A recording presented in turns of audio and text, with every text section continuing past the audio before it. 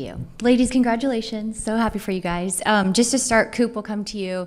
So 8 caps and 1 goal. Do you have a memory to share from those 8 caps, maybe the goal? You've had such a good run. I mean, going to camp is like a feeling of excitement every time. I don't think I'll ever like get sick of it, but going through those 8 caps, I feel like I've developed a lot and become a lot more comfortable in the environment. I definitely think the first few times I went in, it was like just run like a crackhead, like, and hope for the best. I don't know, because when you get there, it's so hard to prove yourself in such a short amount of time, but to be able to have Emma believe in me and constantly pull me in and then be able to start a couple of those matches and have that progression keep going, it feels really good. And Allie, coming your direction, 12 caps, 4 goals. Do you have a favorite goal that you scored for the U.S. Women's National Team? I think anytime you're able to score or assist or, impact the game with the national team, it just feels amazing. It's a sense of pride. It's, you really step on that field and just want to do anything that you can do to help the team, defend, impact the game. So I think I just come off the field having such joy playing with that team, and so I can't really pick out a particular moment, but I think just the environment, the energy, you feel it anytime anyone scores, so it's unbelievable. And Hutton, for you, don't want to miss your 6 caps and 1 goal. I got to see your goal in person. It was so cool. I guess for you, knowing that the U.S. Women's National Team is coming to CPKC Stadium, I'd love to hear your thoughts on what that means to you, being that you started your career here. You've had an amazing time with the U.S. team, and now they're coming here to play. Yeah, honestly, truly it means everything. I think just it speaks to this club and what this club has created in this city and how the city supports us. The women's national team choosing Kansas City as a market to come to and to share just women's football with is incredible. And we have the backing with the city. We have the backing with the club. It'll be cool because I think a lot of our teammates will be there to watch the game. So just sharing the moment with them, sharing the moment hopefully on the field with these other two, it's truly incredible. And it's just amazing how much support we have and continuing to develop and grow together in Kansas City. It's amazing. Stay in the room with that. Go ahead. Michelle and Allie, kind of following that up, what will it mean to you to potentially step on the field in your home stadium? Yeah, I think everyone feels the energy every time we play here at home, and to be able to play at home but in a different jersey is a super exciting feeling, and hopefully we get the moment to step on the field here. You never know what's going to happen, but knowing that there's a potential to even be on the roster, represent our nation here, it's really exciting, and I think something that we're all hoping we can share together. Yeah, I mean, they said it perfectly. I think, having that familiarity of the locker room and the stadium and the field and our fans here, I think that's just going to be amazing to be in the stadium, and hopefully we can get on the field. So have you bragged about your home stadium to your national team teammates? Not necessarily. I think there's going to be a lot of questions and a lot of talk in camp. I wouldn't be surprised. But I think everyone knows how exciting it is for us to play at the stadium and how hard it is for opponents to come in. So for them to finally feel like it's a home field advantage for them as well, I'm sure they're excited for it. Awesome. Thanks, Dan. We'll go to the Zoom. Tom Pursley. Tom, go ahead and ask your question. Hi, ladies. Congratulations to all 3 of you for this achievement. I look at all of your ages, and none of you are older than 23, and you all are the young core of this particular club team. What does it mean to you all what does it say to you all about the club that they have this young core of players that is potentially going on to play for the best national team in the world? I'll talk on this one. I just think it's so cool, just the translation and the transition between club and national team. We always feel prepared going from one to the other. And it talks a lot about the coaching staff as well, how much they put into us and give us their time in our development. If you did a day in the life with us at the training facility, the feedback that we get every single day in order to improve the small technical details along with the team tactical details is truly incredible, and I don't know if you're going to find that somewhere else. So the fact that we're getting such specific just feedback while we're in club and then going to country and getting to represent the country is amazing. So it just speaks to what this club brings to us and how much they care for us. the room. Harold, go ahead. Kind of along those lines, but just to put on the shirt here, not only Casey's.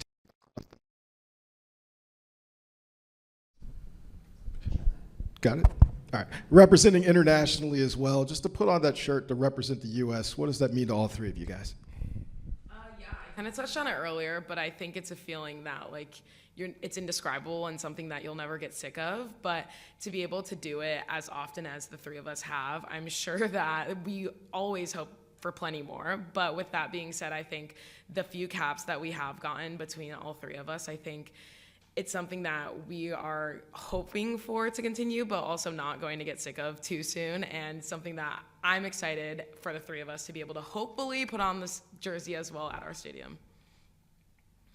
Yeah, I think it's a really special feeling, and you know, we always say it's really hard to put into words. We have these meetings at camp where we go over, you know, what it feels like and what the, you know, what it means to be a U.S. player each game that we play. And, you know, some things change, some things stay the same. And it really is just such a special environment that they've built. So being able to be a part of that, I think being here, it sets us up really well. We're very competitive here. Trainings are super hard. So we go into that national team environment and it's so close and level, which is amazing. And then we just get to play for our country, which, you know, it never really sits into me how wild that is, that us three, you know, are getting chosen to play for our country. And that's just never gonna really settle for me. So I think it's really cool that we get to do that together. Yeah, and again, this stadium's amazing. The national team jersey, it's a heavy jersey to wear just because of the history that comes with it and the legacy that the U.S. women's national team has. So when we're out on that field and we're wearing Kansas City jerseys and you have the crowd yelling "Coop" and everything, singing Temwa happy birthday, I can only imagine the energy that they're going to bring when we have red, white, and blue on. Different shades, but red, white, and blue on. All right, we'll stay in the room. We'll go back to Katie. Katie, go ahead. For all three of you guys, just where were you when you found out? What were your reactions? Like, what emotions were you feeling? Kind of paint the picture for us. I won't speak for all of us, but I was at home and seeing the email come through, I got super excited. But honestly, the first thing I did was text our GM, and I was like, oh my gosh, like I'm so excited, but like I need to figure out the logistics of like travel. So can you let me know like who's going so we can like figure out travel needs? I guess you could say that was like the mom of me, but yeah, I was definitely super excited. And the first thing I did was text these two. I was home as well. I was with my roommate, so I just kind of like screamed, jumped up, gave her a hug, called my parents, and then like 5 minutes later, I got a text from her, and I was like, "She already looked at flights." It's like I'm on the phone with my mom right now. Yeah, it was amazing. You never take it for granted, and just like everybody waiting for the roster to be posted, it's the same as us. We're just sitting there waiting for the email because we know what day it's coming, we don't know what time, so. It's constant refresh. I think I refreshed my email like 100. Yeah, do not disturb because I'm like, don't be crazy. Yeah, I was on a Zoom, which was a little bit embarrassing because I was like, oh my gosh, like I'm going to, like I always get so excited and then I'm like, I'm so sorry. Like I gotta. Awesome. Okay, we'll go back to the Zoom. Maddie Fox with KCUR. Maddie, would you like to ask your questions? Sure would, yeah.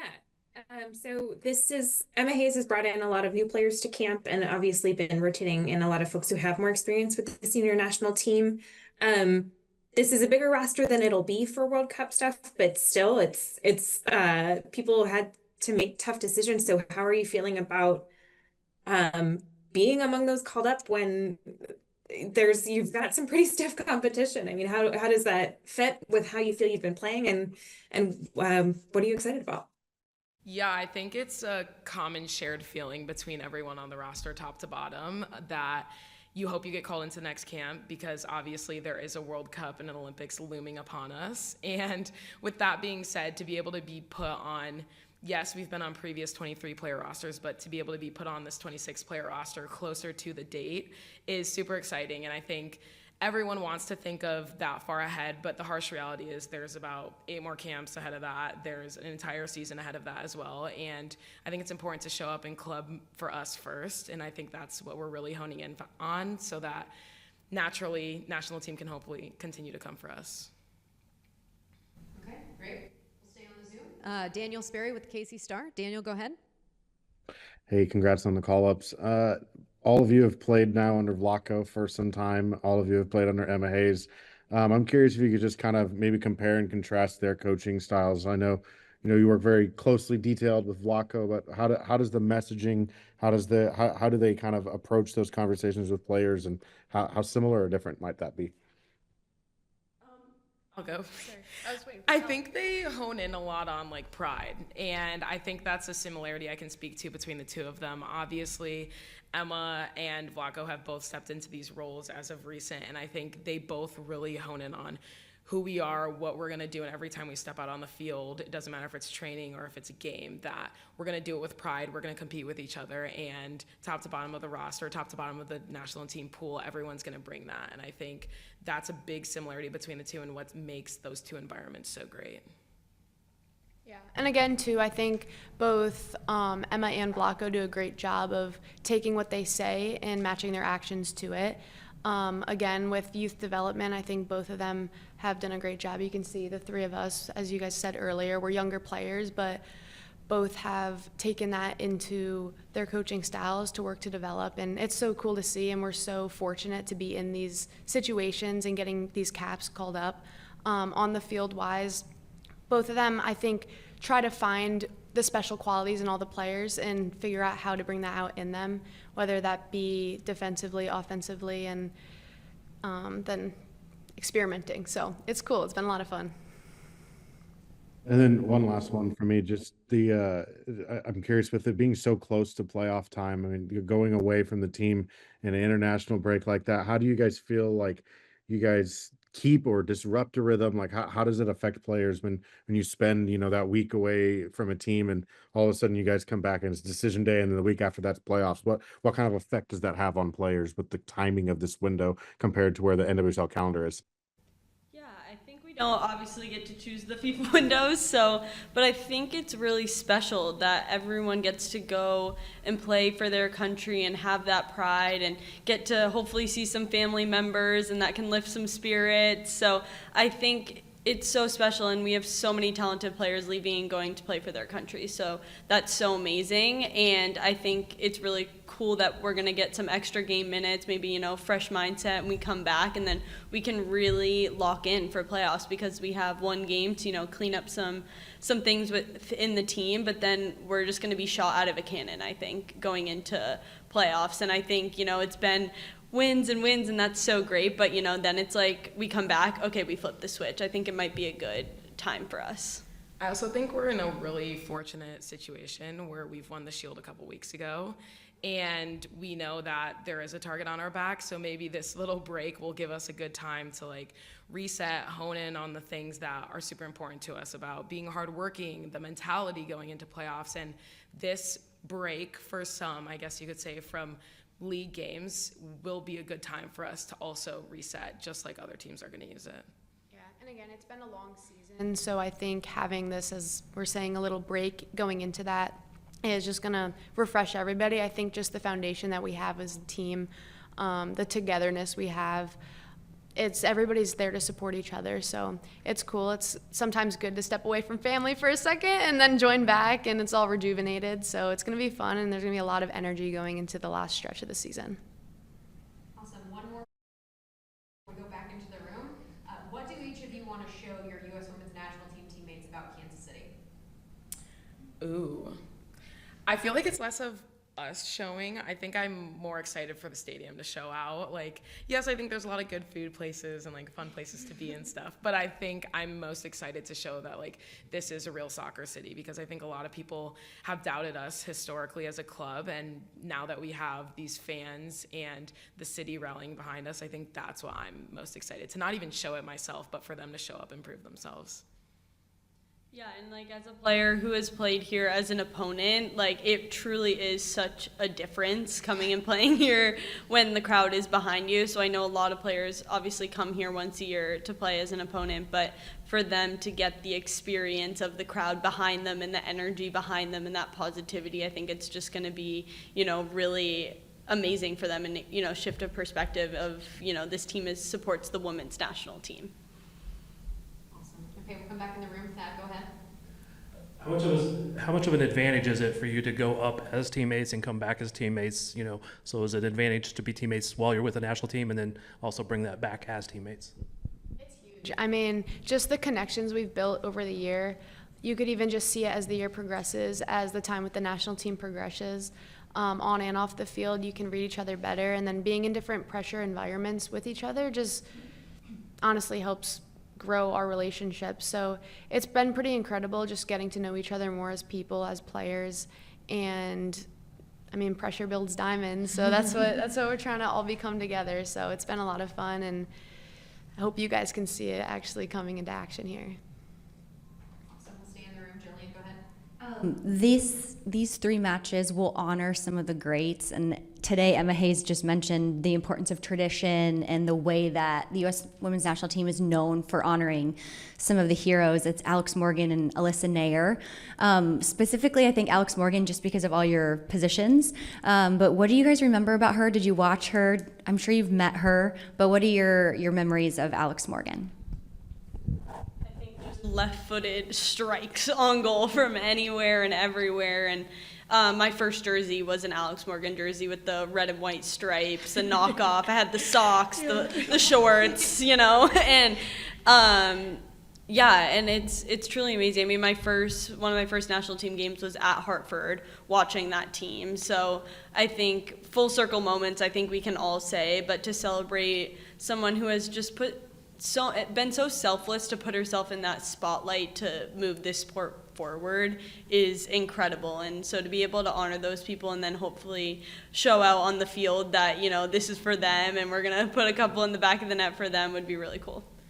I think both of them have done a really good job at bringing forward women's sports. I think we're where we're at because of them. I mean, historically, the 3 of us probably wouldn't even be sitting up here because we're so young. And because of the things that they've gone through and the things they've fought for, we're able to put on that jersey and to put on this jersey, Kansas City Currents, and represent our club and our nation with pride because of the things they've done. So I think it's super exciting to be able to give them a proper send-off, but I think they are legends of the game that won't be forgotten. Yeah. Adding to both of that, Hartford also was the first ever women's soccer game that I went to, so it was so cool just watching Alex Morgan there. And again, like, it's so cool just sitting at the tables for meals, talking to some of the older players at camp and hearing stories about Alex Morgan, Alyssa Nair, and just how much they've impacted them. So it's cool to be in a position where we're set up because of those players, as Michelle said. So it's amazing, and hopefully we can continue living out that legacy that they have started. All right, we'll go to the back right corner of the room to Matt. Matt? This stadium has obviously made history in numerous ways since its construction, and this will be the first time the national team plays in this stadium. How much of an opportunity is it for the stadium, for the fan base, to maybe prove a point that when it comes to qualifying games, that this should be one of the top choices for the national team to come and play games because of the home field advantage they'll receive here? I think the home field advantage, obviously, Kansas City Current gets is absolutely insane, but to be able to hopefully have that same energy towards the national team is super exciting. And like you said, for qualifying games, obviously we compete at times with Children's Mercy, but I think to be able to finally have the women's national team play here is going to be able to prove a point in a way that we are a competing stadium and that we do deserve to have big things like that come through here more often. And I think this is just one step towards the right direction for women's sports and being able to have more opportunities here.